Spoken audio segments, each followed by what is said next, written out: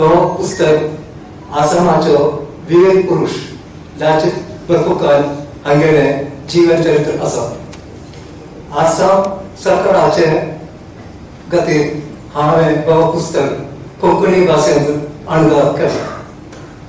भोवमानस मुख्यमंत्र्यान हो पुस्तक आतां केरळचे कोंकणी मोग्यां खातीर प्रकाशन करता ही म्हजी नम्र विनंती.